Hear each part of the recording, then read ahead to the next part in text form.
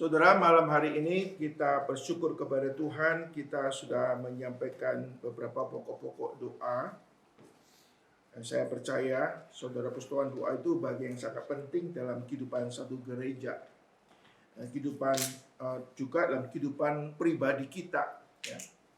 Alkitab katakan, barang siapa berkenan kepada Allah, dia harus percaya bahwa Allah itu ada, bahwa Allah beri upah kepada orang yang sungguh-sungguh mencari Dia. Jadi kita perlu memupuk ya kesadaran keberadaan Allah dalam hidup kita. Bukannya sekedar menyadari, tapi kita membangun relasi dengan Tuhan yang hidup. Saudara, pada malam hari ini kita akan studi kitab yang baru ya, kitab Hakim-Hakim ya. Saudara, kalau kita bicara kitab Hakim-Hakim, saudara, kitab Hakim-Hakim adalah kitab kelanjutan daripada kitab Yosua yang nanti menuju kepada kitab-kitab yang berhubungan dengan kerajaan, ya, monarki yang akan nanti mulai dari Saul dan seterusnya akan menuju kepada kitab Samuel. Ya. Ini ada antara kitab Yosua dan kitab Samuel, ini ada kitab Hakim-Hakim, lalu juga ada satu bagian yaitu kitab Rut. Saudara, kalau kita sekilas membaca daripada Hakim-Hakim, saudara, kita melihat bahwa kitab Hakim-Hakim itu penuh dengan kegagalan-kegagalan, bahkan skandal-skandal yang terjadi dalam kehidupan orang Israel sendiri. Bahkan kalau kita melihat di dalam pasal pertama, pasal ke-21, itu ada suatu penurunan yang drastis ya. Bahkan dalam kehidupan orang Israel itu sudah di dalam pasal belakangan itu, pasal 2:19 dan seterusnya, kehidupan orang Israel berkata sudah dalam keadaan parah sekali ya. Bahkan mereka sudah melakukan suatu seperti kehidupan seperti khususnya pasal ke-19 Yosua itu mirip dengan pasal 19 di Kejadian. Itu kehidupan yang rusak seperti di Sodom Gomora. Sehingga sebagian orang berpikir, ngapain sih kita belajar daripada kitab Hakim-Hakim yang berkata kita membahas hal-hal yang sebetulnya yang sangat kotor, yang sangat menjijikkan, kejahatan orang Israel, lalu juga ada perzinahan di situ, pembunuhan dan sebagainya. Apa yang kita bisa pelajari dari bagian daripada kitab Hakim-Hakim ini? Sehingga sebagian orang menghindar untuk belajar daripada kitab Hakim-Hakim. Tapi kita percaya bahwa segala tulisan yang dilakukan Allah bermanfaat untuk mengajar, menyatakan kesalahan, dan memperbaiki kelakuan. Sehingga setiap manusia kepunyaan Allah diperlengkapi untuk setiap perbuatan yang baik atau pekerjaan yang baik. Saudara, kalau kitab Hakim-Hakim itu menceritakan segala macam kejahatan, dosa, kekotoran di tengah-tengah orang Israel sendiri.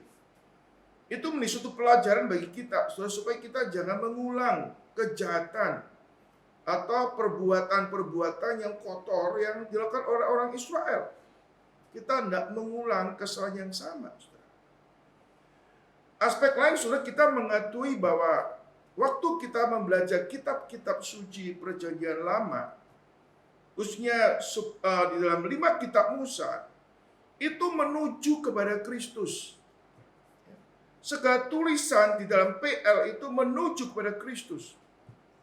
Sehingga harusnya waktu kita pelajari akan Perjanjian Lama, kita melihat ada bayang-bayang Kristus yang membuat kita akan lebih mengerti apa yang Kristus sudah kerjakan di dalam Perjanjian Baru.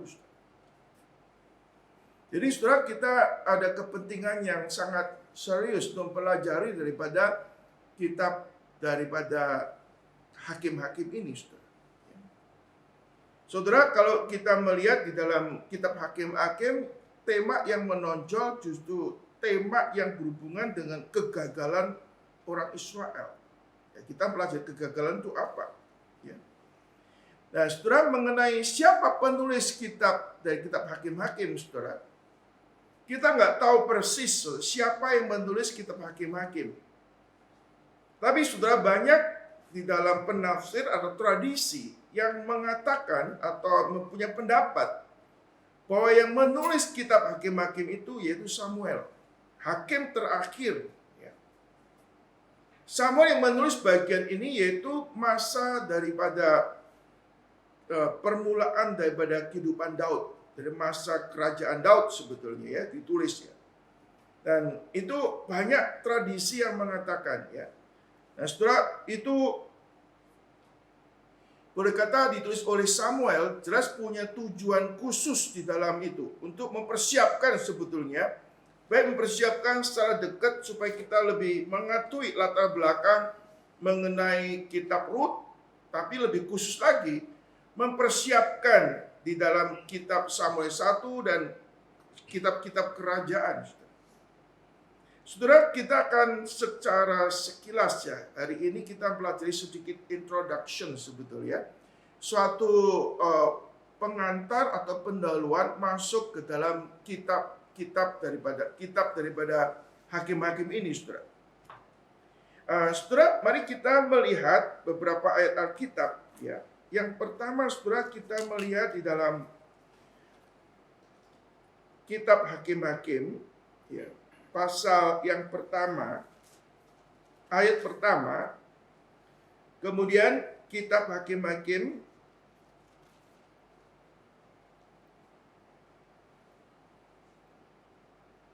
pasal kedua, ya, ayat 6 sampai 9.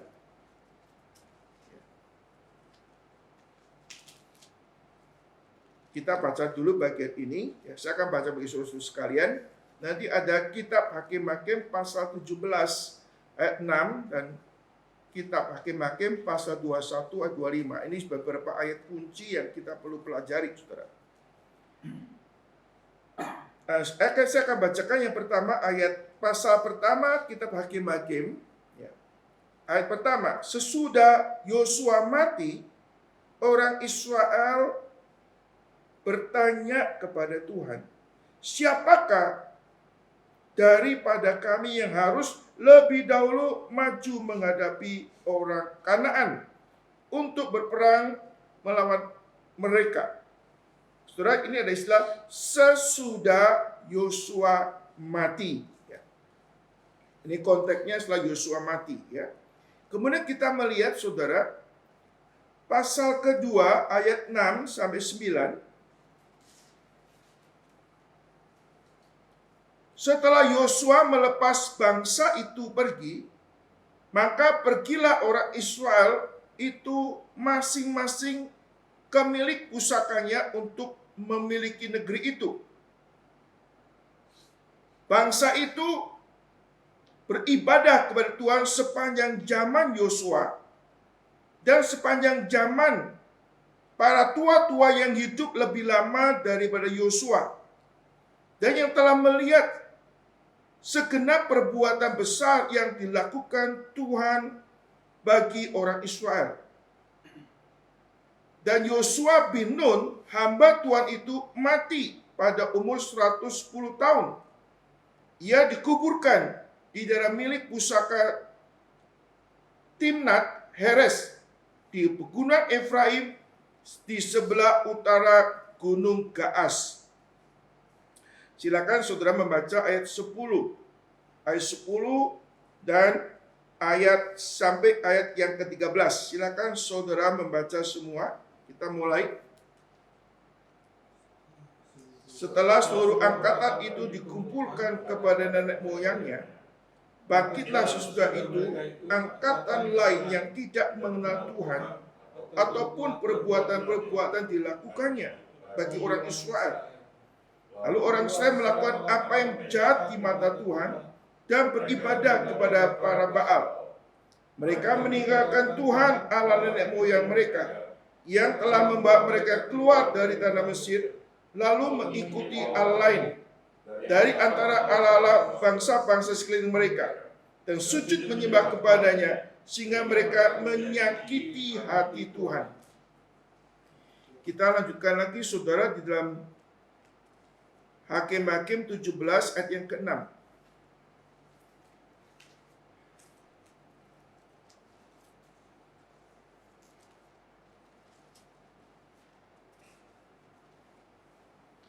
Kita baca saudara di dalam Hakim-Hakim pasal 17 ayat ke-6. Kita baca sama-sama. 1, 2, 3. Pada zaman itu tidak ada raja di antara orang Israel, sehingga setiap orang berbuat apa yang benar menurut pandangannya sendiri. Pasal 21 ayat 25.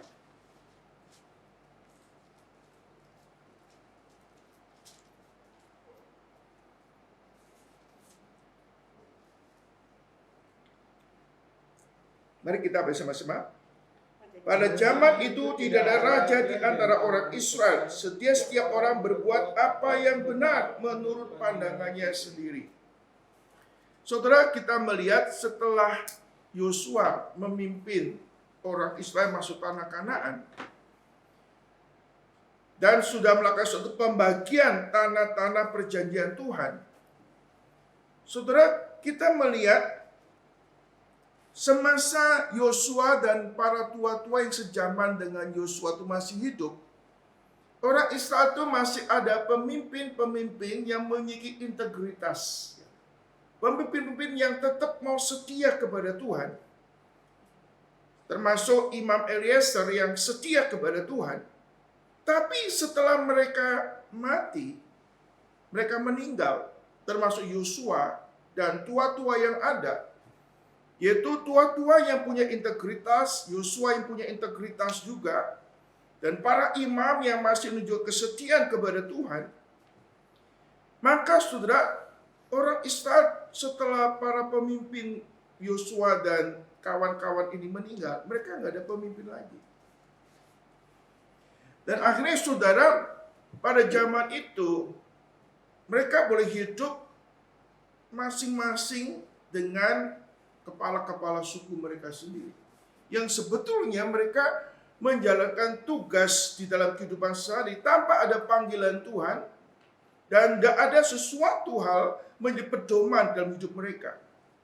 Kalau Alkitab menyatakan kepada kita di sini saudara, ada istilah bagaimana timbul suatu angkatan, katakan di sini, ayat ke-10. Sesudah angkatan itu dikumpulkan nenek moyang, setelah seluruh angkatan itu dikumpulkan dari nenek moyangnya, artinya yang setelah mati itu, bangkitlah setelah itu suatu angkatan yang lain yang tidak mengenal Tuhan atau perbuatan yang dilakukannya bagi orang Israel. Lalu orang Israel melakukan apa yang jahat di mata Tuhan dan mereka beribadah kepada ilah, pada para Baal. Saudara, ada suatu angkatan ini bukannya angkatan orang biasa, para pemimpin-pemimpin yang boleh kata yang tidak mengenal Tuhan. Atau perbuatan yang dilakukan oleh Tuhan pada orang Israel. Saudara. Sebenarnya peristiwa ini kan masih belum terlalu jauh ya. Masih dekat sebetulnya. Tapi kalau disebutkan suatu angkatan yang tidak mengenal Tuhan. Dan ini mengakibatkan seluruh orang Israel pada waktu itu boleh kata jauh daripada Tuhan. Lalu mereka kawin-mengawinkan dengan penduduk lokal. Bahkan mereka akhirnya menyembah berhala. Ini suatu angkatan. Mereka boleh kata sangat parah sekali. Saudara, kita melihat dalam kitab Yosua disebutkan setelah itu bahwa karena tidak ada pemimpin yang punya integritas ini mempengaruhi seluruh orang Israel. Jadi dikatakan bahwa mereka ini melakukan segala yang jahat di mata Tuhan, bahkan tanda kutip pakai istilah jahat yang sejahat-jahatnya mereka bisa buat. Lalu katakan di dalam klimak daripada kitab di dalam kitab Keluaran, kita melihat puncaknya itu mereka menyembah anak lembu emas. Kalau kita melihat di dalam pasal ke-19, saudara, klimaknya itu mereka sampai saling mau bunuh sendiri ya. Seperti ada istilah, ada para orang imam mengambil gundik ya. Lalu gundiknya itu mereka berhubungan dengan orang lain. Lalu imam itu mencoba membawa kembali istrinya yang bukan gundiknya ini. Lalu pada waktu pergi mengunjung itu sampai ada orang-orang dari tempat masih Simeon, daripada daerah Simeon, mereka tuh ingin tanda kutip memperkosa imam ini. Jadi kejahatan ini mirip dengan kejadian pasal yang ke-19, saudara. Itu pada Lot. Ya. Dan coba kita lihat, saudara, ini kejahatan yang puncak di dalam kejadian, di dalam Hakim-Hakim pasal ke-19. Mari coba kita lihat. Hakim-Hakim pasal ke-19.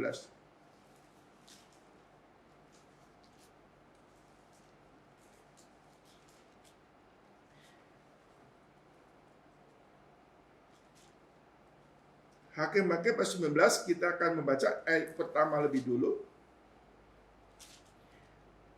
Terjadilah pada zaman itu ketika tidak ada raja Israel, bahwa di balik pegunungan Efraim ada seorang Lewi yang tinggal sebagai pendatang. Ia mengawin seorang gundik dari Bethlehem Yehuda. Tetapi gundiknya itu berlaku serong terhadap dia dan pergi daripadanya ke rumah ayahnya di Bethlehem Yehuda dan tinggal di sana 4 bulan lamanya. Saudara, kita lihat lagi pasal 19 ayat 22, saudara.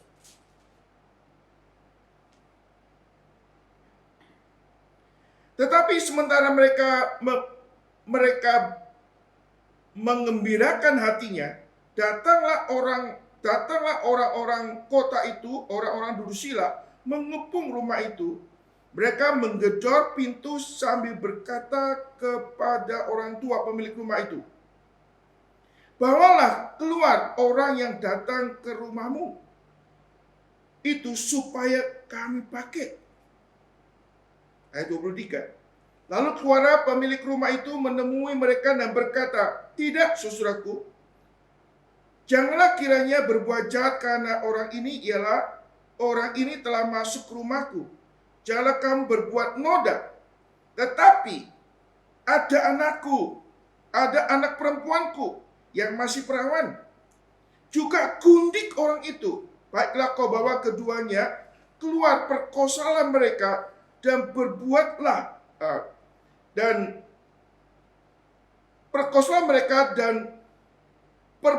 dengan mereka apa yang kau pandang baik.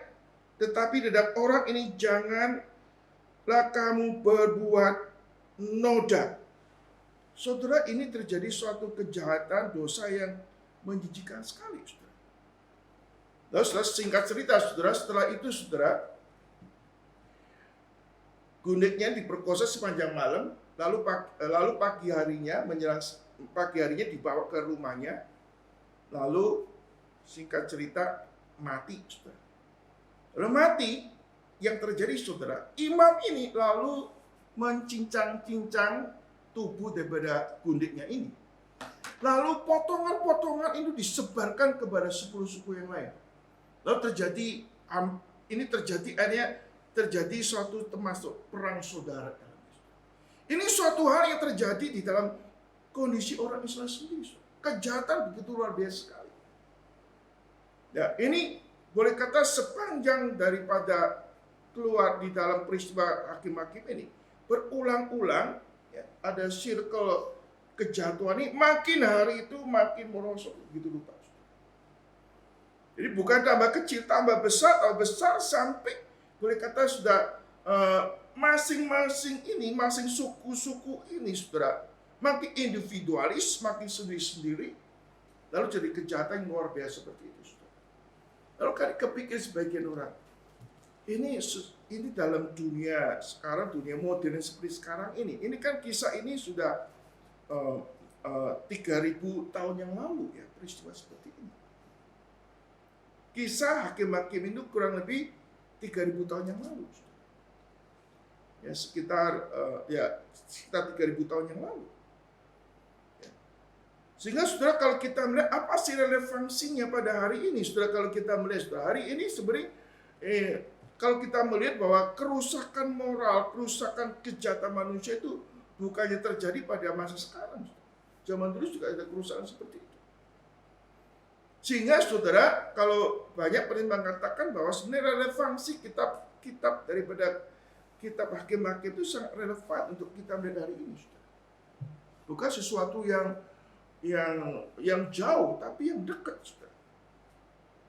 Nah, saudara, kembali kita melihat dari sini, saudara, apa yang kita bisa pelajari dalam bagian ini, saudara? Melihat ketidaksetiaan, kerusakan, kebobrokan orang Israel pada zaman itu. Saudara, di sini kita akan melihat karakter daripada Tuhan. Di tengah-tengah kerusakan manusia seperti ini, khususnya orang Israel. Sebenarnya orang Israel kan imamat rajani, bangsa yang kudus, umat punyaan Allah, yang harusnya menyaksikan perbuatan-perbuatan yang besar, dan kesaksian bagi bangsa-bangsa lain. Tapi kenyataannya nggak demikian. Saudara, tadi kita waktu doa ya, bicara tentang Pak Jimmy tadi bicara tentang Amerika, bukan Amerika, Ukraina ya, Rusia. Nah, banyak orang sudah bukan rahasia umum lagi, menjadi provokator tuh Amerika. Amerika itu kan negara Kristen, secara perform itu negara Kristen. Tapi Kristen kualitas seperti apa, saudara? Ya. Eropa juga background-nya disebut negara Kristen. Tapi Kristen yang simbol aja, segala kejahatan itu ada di situ, saudara. Segala kerusakan moral ada di situ, saudara. Tapi masih labelnya Kristen. Tapi secara esensi sudah tidak menjadi umat pilihan Allah, menyaksikan perbuatan Tuhan yang besar. Ya. Ini suatu hal yang boleh kata yang kita lihat dunia ini seperti ini. Orang Israel pada waktu statusnya umat pilihan Allah. Orang yang dikuduskan oleh Tuhan. Yang harusnya menyaksikan kehadiran Allah. Nanti kalau kita mengeksegesis, kita akan lihat lagi, saudara. Bagaimana orang Israel itu akhirnya kok begitu lemah sepertinya ya. Mereka nanti disertai oleh Tuhan tapi kok bisa kalah. Mereka disertai Tuhan tapi kok nggak militan gitu ya. Nanti kita akan mengeksegesis. Tapi kita melihat saudara, bagian ini saudara, kita melihat bahwa kalau kita melihat sekarang pada zaman sekarang saudara, banyak orang kok begitu gampang terpengaruh di dalam hal yang duniawi seperti ini. Ya, kita tadi kalau kita melihat secara global ya, negara Amerika, Eropa ya, mereka sebagian, misalnya 50% lebih orang Kristen setuju dengan LGBT dan sebagainya. Alkitab tidak lagi menjadi pedoman atau standar dalam kehidupan. Kita mengetahui founding fathers daripada Amerika kan orang-orang Puritan, orang Kristen. Tapi sekarang nggak ada dampak apa-apa, nggak ada pengaruh apa-apa. Semuanya simbol-simbol aja, simbol-simbol yang nggak punya nilai sama sekali, saudara. Lalu kalau kita melihat, saudara, kita lihat secara global, kita lihat secara lebih dekat, saudara, kita melihat dalam kehidupan pribadi masing-masing orang Kristen, saudara. Sekarang di dalam pengaruh daripada teknologi yang luar biasa, orang begitu gampang ya terpengaruh dengan hal-hal yang tidak sesuai dengan iman Kristen. Kita dekat dengan smartphone, ya. Kita dekat dengan semua hal-hal dalam dunia ini. Makin hari sekularisasi itu makin angkut. Seperti orang Israel yang ada di tengah-tengah tanah Kanaan. Tuhan masih izinkan adanya orang-orang Kanaan di situ. Bahkan orang Israel tidak ada suatu komitmen betul-betul untuk menjalankan kehendak Tuhan. Akhirnya mereka boleh kata menjadi bakteri dalam kehidupan orang Israel. Mereka mempengaruhi kehidupan orang Israel sehingga mereka jatuh dalam penyembah berhala, ya kawin campur dan sebagainya. Istilahnya orang Israel itu pada waktu di tanah Kanaan bukan tanah yang steril, tapi tanah yang penuh dengan bakteri dan virus. Kalau nggak berjaga-jaga maka akan terinfeksi. Ini juga menjadi peringatan kita hari ini tinggal di dalam dunia sekarang ini. Ya, kita tinggal bukan di tempat yang netral.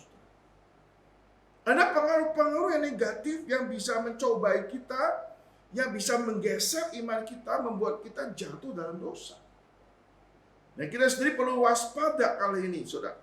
Kalau orang Israel pada zaman itu, boleh kata, mereka terpengaruh oleh orang-orang Israel, orang-orang Kanaan, orang-orang kafir yang nggak takut kepada Tuhan. Mereka sampai kawin campur, akhirnya mereka menyembah berhala dan sebagainya, saudara. Nggak menutup kemungkinan kita pada zaman ini, saudara, kita ini sedang terancam. Kondisi kita terancam. Kalau kita nggak betul-betul mau hidup di pihak Tuhan, kita akan jebol, boleh kata. Nggak mampu menghadapi tantangan-tantangan yang ada. Kalau kita melihat konteks di dalam kehidupan orang Kristen pada zaman Yesus mengatakan, kamu tuh seperti domba di tengah serigala. Alkitab katakan kita juga seperti hidup ada singa yang mengaum-ngaum di sekitar kita, siap untuk menelan kita. Sebetulnya. Tanpa kita betul-betul berjaga-jaga, kita menyadari dan kita mau bergantung kepada Tuhan, maka kita akan jatuh dalam pencobaan. Dan orang Israel, saudara Yesus, di dalam konteks ini kita melihat, saudara, mereka tinggal di lingkungan yang nggak steril, akhirnya mereka terpengaruh kehidupan yang nggak beres. Sampai hal yang paling rusak pun mereka adopsi dalam kehidupan mereka. Jadi saya katakan, pola hidup di dalam pasal 19 mulai di situ adanya kehidupan seperti Sodom. Itu terjadi bukan di luar konteks orang Yahudi, orang Israel, di dalam diri orang Kristen sendiri. Sehingga akhirnya mereka pun saling benci, maka ada perang saudara di situ. Ya, ini semua ada kemungkinan bisa terjadi dalam internal kehidupan kekristenan kalau kita itu tidak sadar, tidak mawas diri, tidak bergantung kepada Tuhan.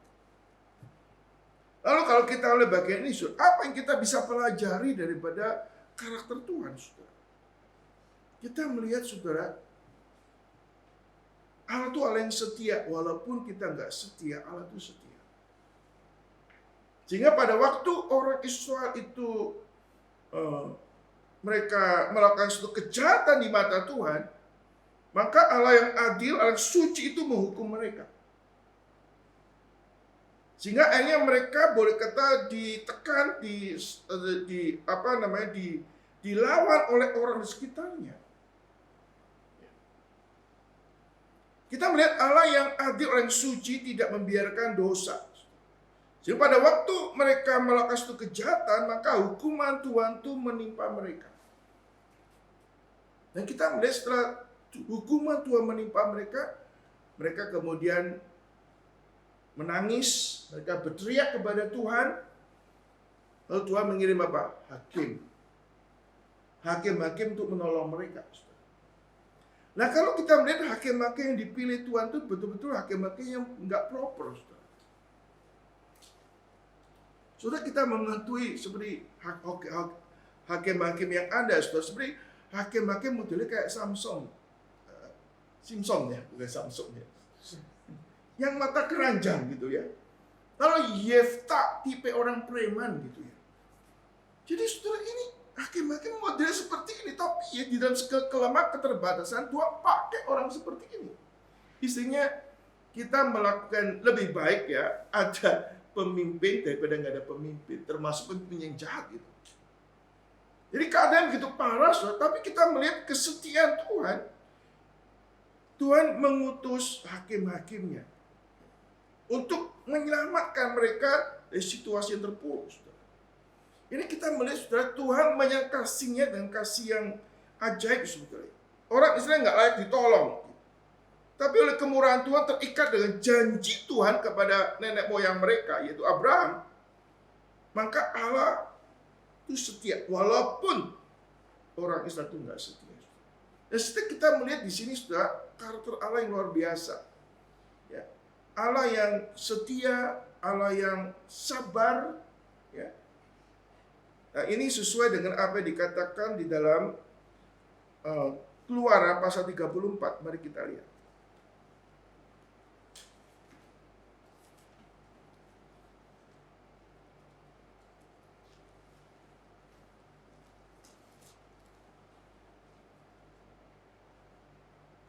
Keluaran 34, Saudara,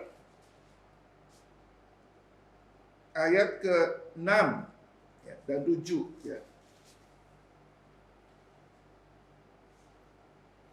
Berjalanlah Tuhan lewat depan, berjalanlah Tuhan lewat dari depannya dan berseru, Tuhan, Tuhan Allah penyayang, pengasih, panjang sabar, berlimpah kasih setianya, yang meneguhkan kasih setianya kepada beribu-ribu orang, yang mengampuni kesalahan dan pelanggaran dan dosa, tetapi tidaklah sekali-kali membebaskan orang bersalah dari hukuman, yang membalaskan kesalahan kepada bapak, kepada anak-anaknya dan cucunya, dan kepada keturunan yang ketiga dan keempat. Sudah kita melihat bahwa Allah itu Allah yang penyayang, pengasih, panjang sabar, berlimpah kasih setianya, dan yang meneguhkan kasih setianya. Ini menyatakan kebaikan Tuhan atas umatnya. Tapi sisi lain, saudara, Allah yang setia, Allah yang baik itu adalah Allah yang tidak bisa dipermainkan. Jadi kita melihat, saudara, aspek lain kita melihat kerusakan kerusakan yang terjadi pada orang Israel, yang melakukan segala yang jahat yang bisa mereka lakukan di depan Tuhan. Tapi aspek lain, saudara, kita melihat karakter Tuhan di situ, kepanjang sabaran Tuhan, kesetiaan yang luar biasa kepada umatnya, saudara.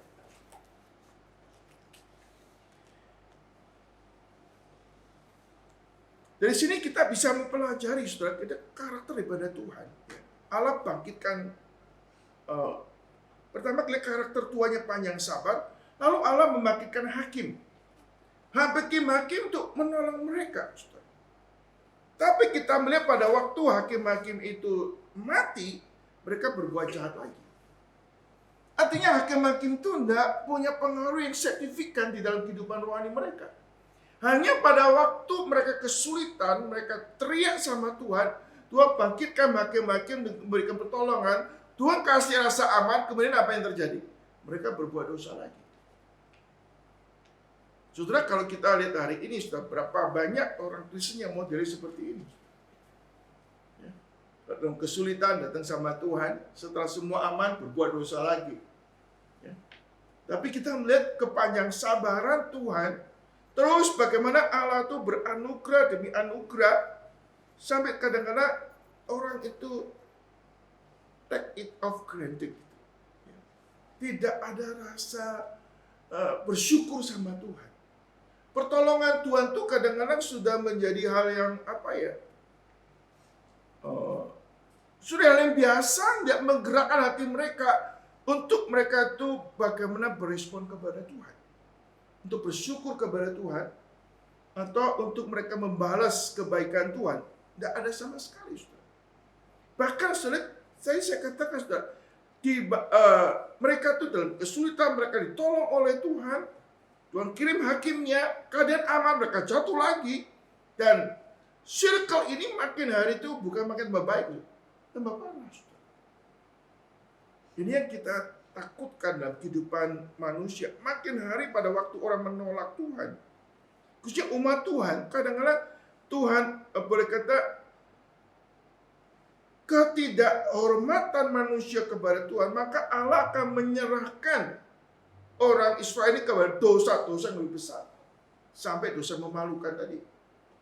Mereka sampai melakukan suatu kehidupan seperti orang nggak percaya kepada Tuhan. Apa yang dilakukan oleh seorang Sodom, itu dilakukan oleh orang Israel sendiri. Saudara, kita sisi lain kita kadang-kadang mengatakan Amerika gini apa begitu ya. Saudara, kalau kita nggak berjaga-jaga, kita pun bisa terinfeksi juga, saudara. Melakukan hal yang sama yang mereka lakukan, saudara. Nah, ini menjadikan kita perlu waspada, saudara. Kita perlu berjaga-jaga. Alkitab katakan berjaga-jaga, berdoalah. Roh itu penurut, daging itu lemah, saudara.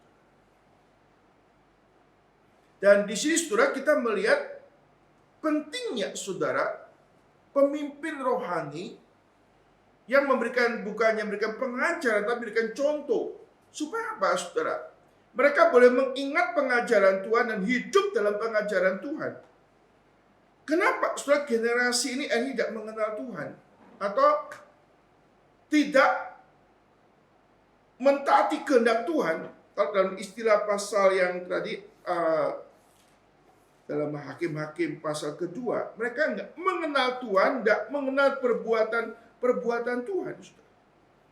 Saudara, penafsir mengatakan karena orang tua mereka itu tidak mengajarkan dengan serius, sehingga ada semacam lost generation. Ya. Saudara, ada satu buku yang namanya David Kuniman, saudara. Dia menceritakan ada istilah tema itu "You Lost Me".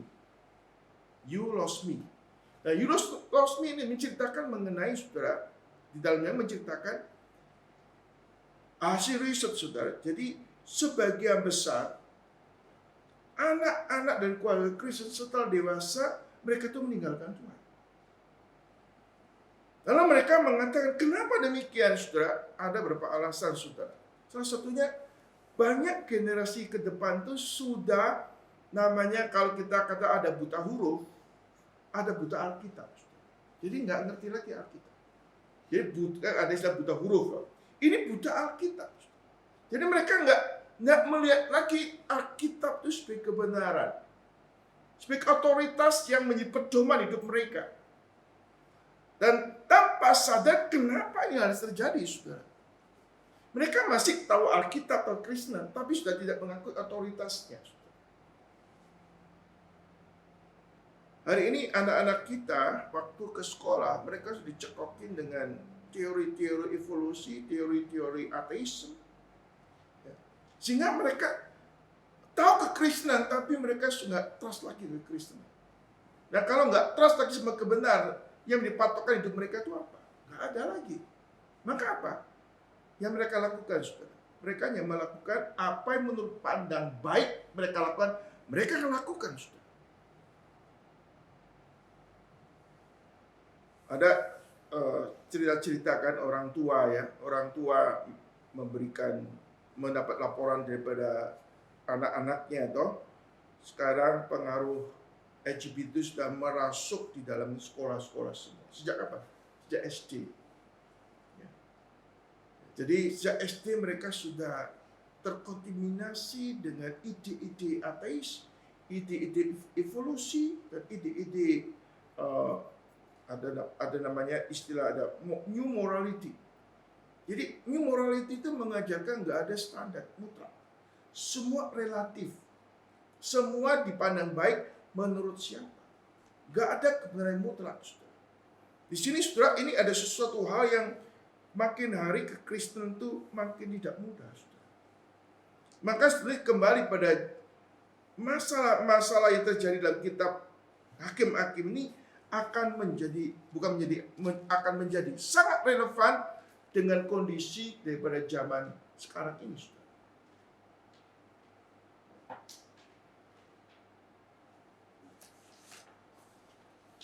Saya membagikan saudara ada satu artikel kecil daripada Chuck Swindoll, ya. Saya akan baca bagi saudara sekalian.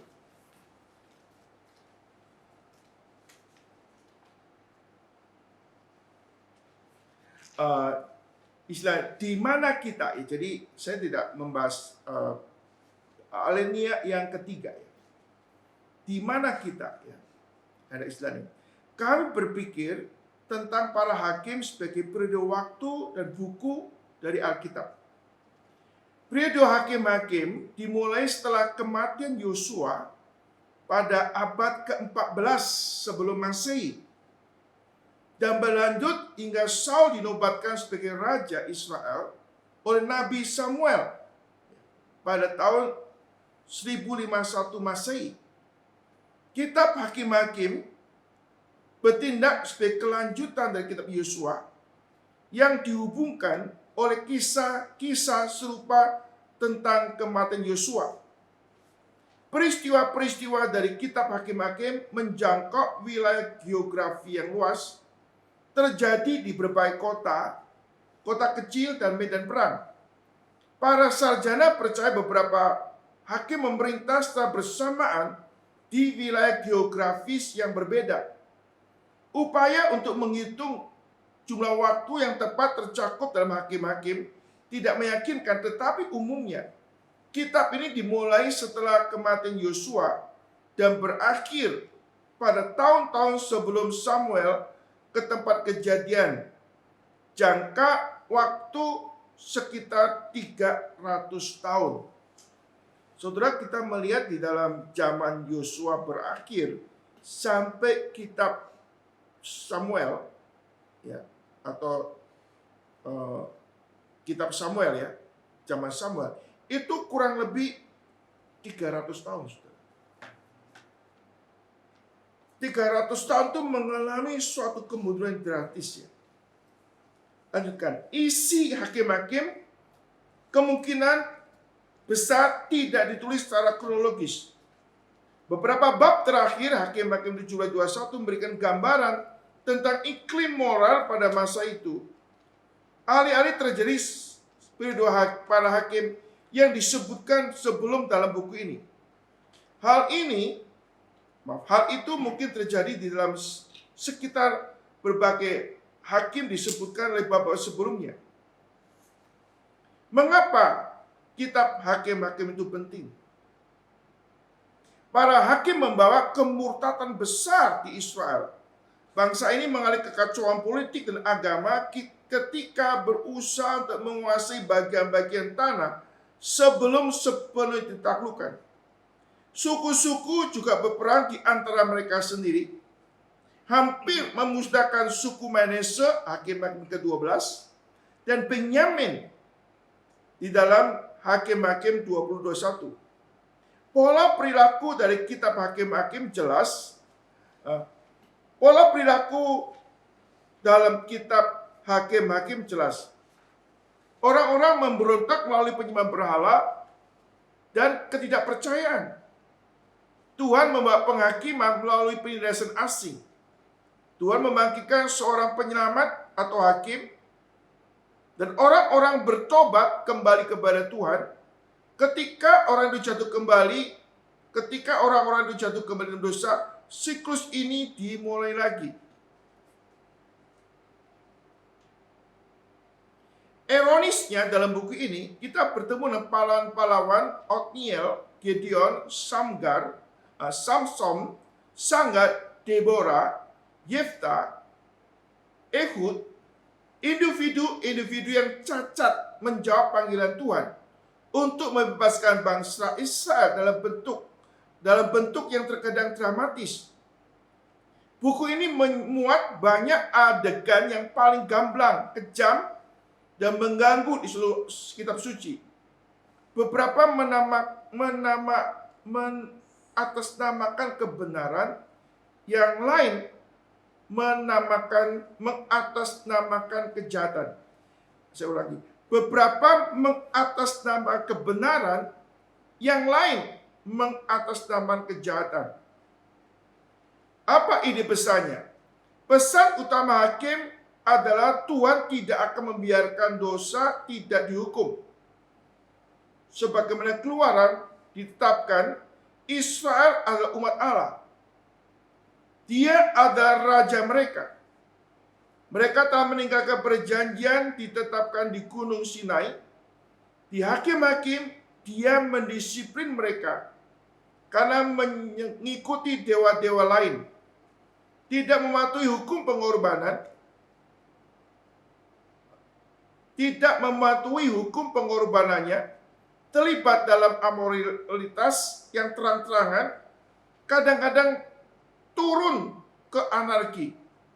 Namun karena mereka adalah umatnya, ia mendengarkan seruan mereka untuk belas kasihan dan mengangkat para pemimpin untuk membebaskan mereka. Sayangnya, orang-orang saleh ini tidak memiliki pengaruh yang cukup untuk mengubah arah bangsa. Kemampuan orang-orang untuk melawan pengaruh Kanaan yang berdosa akhirnya mengungkapkan keinginan mereka sebuah monarki yang terpusat, yang dipimpin oleh seorang raja yang dipilih Allah sebagai pengantaranya. Saudara, ini tulisan dari Charles Schindorf. Ini sebagai tulisan yang bisa menjadi suatu divisional kita untuk merenungkan, saudara. Saudara, kita melihat, saudara, hakim-hakim yang dibangkitkan Tuhan ini, mereka adalah orang beriman kepada Tuhan. Bahkan di dalam Ibrani pasal 11, mereka disebut sebagai tokoh iman. Nah, maksudnya apa, saudara? Di bagian maksudnya apa, saudara? Kalau mereka disebut tokoh-tokoh iman, mari kita lihat di dalam Ibrani pasal ke-11. Kita melihat pasal 11 ayat yang ke-32. Jadi dikatakan 32 sampai 34, lebih dulu kita baca. Pak Jimmy Widodo bisa baca Ibrani pasal 11 ayat 32, 34. Dan apakah lagi yang harus aku sebut? Sebab aku akan kekurangan waktu apabila aku hendak menceritakan tentang Gideon, Barak, Simpson, Yefta, Daud dan Samuel dan para nabi yang karena iman telah menaklukkan kerajaan-kerajaan, mengamalkan kebenaran, memperoleh apa yang dijanjikan, menutup mulut singa-singa, memadamkan api yang dahsyat. Mereka telah luput dari mata pedang, telah beroleh kekuatan dalam kelemahan, telah terjadi kuat dalam peperangan, dan telah memukul mundur pasukan-pasukan tentara asing. Demikianlah firman Tuhan. Ya, saya akan lanjutkan Ibrani pasal 12. Karena kita mempunyai banyak saksi bagian awan yang meliputi kita, marilah kita berlomba dengan tekun. Marilah kita menanggalkan semua beban dan dosa yang begitu merintangi kita, dan berlomba dengan tekun dalam perlombaan yang diwajibkan bagi kita. Marilah kita melakukan dengan mata tertuju pada Yesus yang memimpin kita dalam iman, yang membawa iman kita ini kepada kesempurnaan, yang mengabaikan kehinaan, tekun mengikut salib ganti sukacita yang disediakan bagi Dia yang sekarang duduk di sebelah kanan tata Allah. Saudara, kita melihat di sini, saudara, kalau pada zaman hakim-hakim, kita melihat mereka nggak ada pemimpin. Tuhan bangkitkan pemimpin, tapi pemimpin mati, mereka meninggalkan Tuhan. Saudara, ini menunjukkan sudah betapa pentingnya adanya pemimpin, saudara. Dan ini hanya menuju kepada siapa? Kepada Kristus, saudara. Kalau dalam kehidupan kita nggak ada Kristus yang memimpin hidup kita, nggak ada Kristus yang menjadi andalan hidup kita, saudara, maka hidup kita akan terombang-ambing oleh segala angin ajaran yang menyesatkan gereja Tuhan. Orang Israel, saudara, setelah Yosua mati nggak ada pemimpin, saudara. Dan kita mengetahui keadaan mereka. Mereka boleh kata seperti domba tak bergembala. Ini menunjukkan pentingnya pemimpin, dan ini semua menuju kepada Kristus. Saudara, Richard Pratt di dalam bukunya juga di dalam khususnya membahas di dalam kitab daripada Yosua, hakim-hakim. Ini menunjukkan menuju pada Kristus perlu adanya pemimpin yang memiliki suatu otoritas. Pemimpin yang bisa membawa orang Israel rohani untuk bahkan menghadapi dunia ini. Tanpa ada pemimpin rohani yang memadai, maka nggak ada kekuatan rohani untuk kita menghadapi dunia ini, saudara. Yesus mengatakan, akulah terang dunia. Barang siapa mengikut aku, ia tidak berjalan kegelapan, tapi akan memiliki terang hidup. Saudara, kita perlu di dalam zaman sekarang ini, saudara, mirip dengan zaman hakim-hakim. Banyak orang hidup menurut pandangannya sendiri. Mereka nggak mau tunduk kepada Tuhan. Maka, saudara, kita sebagai anak Tuhan, khususnya kita perlu memperkenalkan generasi kita untuk mengenal Kristus, percaya kepada Kristus, dan menjadi pengikut Kristus yang sejati. Di situ ada kekuatan rohani membuat kita bisa mengalahkan dunia ini. Tanpa kita mengenal Kristus, berfokus pada Kristus, maka dunia sedang mengancam kita. Dia akan menggeser, dia akan mencobai kita supaya kita jauh daripada Tuhan. Dan kita ini sebagai introduction daripada kitab Hakim-Hakim. Ya, untuk minggu-minggu mendatang kita akan secara eksposisi, kita akan membahas setiap pasal ini untuk melengkapi hidup kita, supaya kita harus sadar, supaya disadarkan, kita hidup di dalam dunia yang tidak netral. Ada virus, ada bakteri rohani yang bisa menginfeksi hidup kita. Maka kita perlu berjaga-jaga. Tuhan adalah setia. Jikalau kita jatuh dalam dosa, maka harus mengaku dosa kembali kepada Tuhan. Dan kita menyadari juga Allah itu setia, tapi tidak membiarkan dirinya dipermainkan. Apa yang tabur seseorang, maka ada konsekuensi akibat dosa yang akan kita terima. Dan maka kita perlu dalam hidup kita ini sudah untuk berjaga-jaga dan berdoa supaya kita tidak jatuh ke dalam pencobaan. Ya, kiranya introduksi di dalam kitab Hakim-Hakim ini boleh persiapan kita untuk pelajari secara sistematika di dalam kitab Hakim-Hakim untuk melengkapi hidup kita supaya kita tidak mengulangi kejatuhan seperti orang Israel pada waktu itu. Sekaligus kita bisa mempelajari karakter Tuhan. Apa yang kita bisa pelajari karakter Tuhan dalam kitab Hakim-Hakim? Dan itu menyadarkan kita siapa Allah yang kita percaya, saudara. Dan itu juga boleh melengkapi kita untuk memberitahu karakter Tuhan kepada generasi kita atau kepada orang-orang lain, supaya mereka boleh mengenal Tuhan dan karakter Tuhan, dan hidup mereka boleh makin diperlengkapi untuk setiap kerjaan yang baik untuk kemuliaan Tuhan. Kiranya Tuhan memberkati kita semua melalui firman yang kita sudah renungkan.